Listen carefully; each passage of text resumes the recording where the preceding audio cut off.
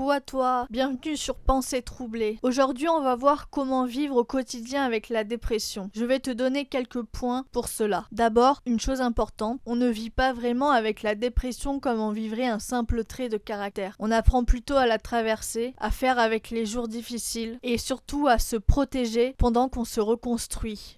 Voilà, donc point numéro 1, évalue ton degré de mal-être, de ta dépression et voir de quoi tu as besoin. Donc là, ça va être, est-ce que tu te sens épuisé au point de ne plus pouvoir suivre le rythme en ce moment, ou est-ce que tu as l'impression de tenir à peine au boulot ou en cours ou dans d'autres activités? Est-ce que en fait tes activités, tu peux les continuer, ou est-ce que tu sens que tu tiens tellement à peine qu'il va falloir que tu arrêtes? Qu'est-ce qui est le mieux pour toi? Parce que parfois s'arrêter, c'est vraiment nécessaire, mais je sais que ce n'est pas toujours automatique, ni toujours la première étape pour tout le monde. Mais sache que arrêter ces activités peut être vraiment une bonne étape pour prendre soin de toi. C'est une vraie étape de soin. Surtout quand la dépression elle est profonde, durable, sévère et qu'on fonctionne uniquement par survie. Et continuer à forcer peut aggraver l'épuisement mental et physique. Dans ces cas-là, l'arrêt maladie n'est pas une faiblesse. C'est un acte de protection, une décision médicale et une façon de donner de l'espace au cerveau pour respirer. Et une vérité importante, tu n'as pas besoin d'être au fond du gouffre pour t'arrêter. Tu n'as pas besoin de prouver que ça va mal. Souvent, les gens demandent de l'aide trop tard et pas trop tôt.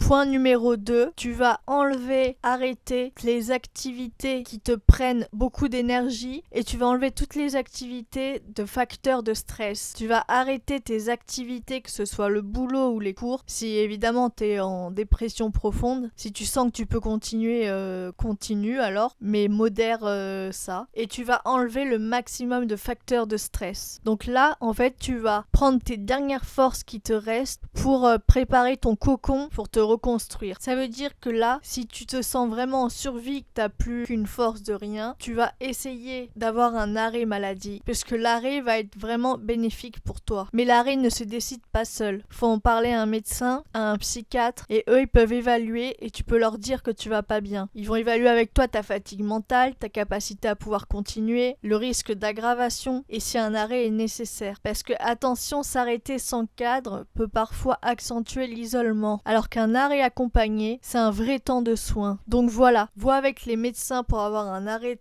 de travail, ou si tu es en cours et un certificat médical, mais en tout cas, essaye de faire ça dans les règles et pour en fait t'enlever un facteur de stress. Donc en fait, tu t'enlèves des activités pour t'enlever du stress. Pareil avec un peu toutes tes activités, si tu te sens pas d'y aller, tu préviens, tu dis je suis pas bien en ce moment, je sais pas quand je pourrai revenir et voilà. Comme ça en fait, tu préviens tout le monde que ça va pas, que tu reviendras après un certain temps ou que tu sais pas quand tu reviendras selon si c'est le travail, les cours ou les activités, selon ce que tu peux dire. Généralement c'est moins stressant de dire je sais pas quand je reviens, comme ça fout moins de pression à soi-même, mais je sais qu'on peut pas toujours le faire, surtout avec le travail et tout. Mais moi à cette époque en dépression, j'étais en cours et du coup je sais que j'avais dit je suis absolument pas bien, je sais pas quand je reviens, et du coup ça m'avait évité du stress, d'aller mieux à une certaine date. Mais ça c'est si vraiment tu peux en fait. Donc voilà, enlever tout ce qui est stressant dans ta vie, on va dire.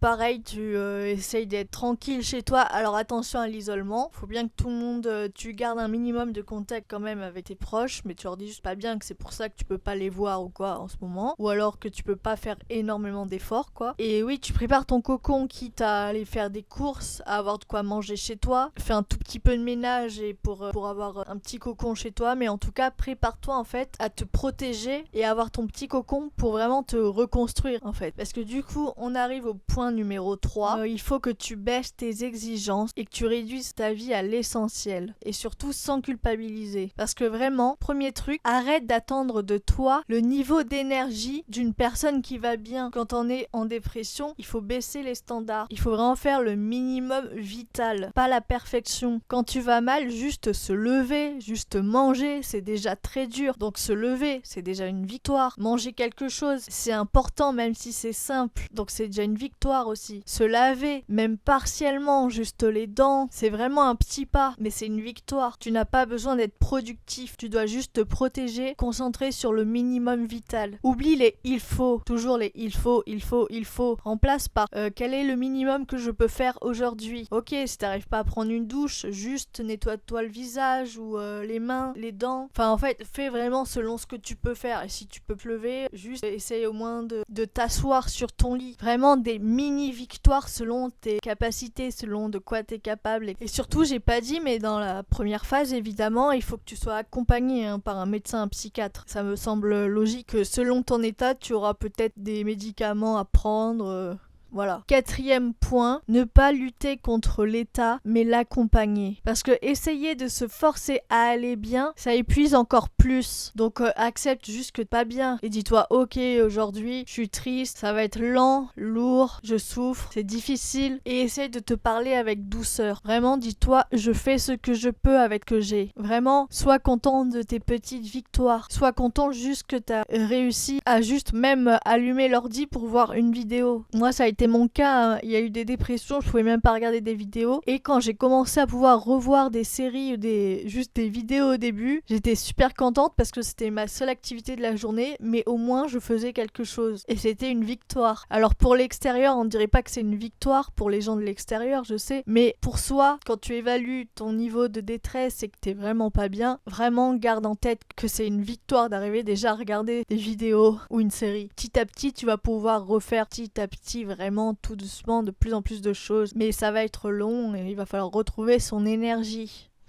5e point, se créer des mini points d'appui. Là, ça veut dire en fait tu vas juste concentrer sur la base. La base, comme j'ai dit, c'est le minimum vitaux. Donc en fait, garde à l'esprit vraiment de bien dormir. Bon, ça dépend des dépressions, si t'arrives pas à dormir, compliqué. De faire des tout petits trucs. Essaye de manger minimum bien et pas trop catastrophiquement. Et essaye de te laver un minimum. C'est vraiment les trucs de base pour pas sombrer plus en fait. Et si tu peux, des petites choses comme ouvrir la fenêtre pour prendre un peu l'air, boire un verre d'eau, faire 5 respirations lentes, mettre une musique douce. Ce sont des tout petits gestes, mais c'est des petits gestes pour prendre un peu soin de toi. Du coup, ce sont des vraies victoires. Quand on est en dépression, c'est vraiment des vraies victoires tout ça. 6e point, comme je l'ai dit tout à l'heure, essaye de garder un minimum de lien social parce que je sais qu'on a tendance à s'isoler. Donc juste des messages pour dire que ça va pas trop, mais que tu reviens quand tu iras mieux. Ou tu peux très bien rester dans la même pièce que quelqu'un sans être obligé de lui parler. C'est juste pour pas couper tous les liens. Ou même demander à des gens s'ils peuvent t'aider. Par exemple, s'ils peuvent aller faire les courses à ta place ou faire un ménage. Moi je sais que ça m'est arrivé qu'on me fasse le ménage chez moi parce que j'étais en incapacité de le faire. Et voilà, après, essayer de sortir dehors vraiment 1 ou 2 minutes juste pour voir des gens et prendre l'air et re-rentrer. Ça, c'est quand on commence à se reconstruire. Évidemment, si tu le sens pas, ne le fais pas. Mais voilà, essaye de garder un minimum de lien humain pour pas être trop dans l'isolement et trop t'enfoncer. Et surtout, tu n'as pas besoin de faire semblant d'aller bien. Avec les gens avec qui tu gardes un lien, tu fais pas semblant d'aller bien.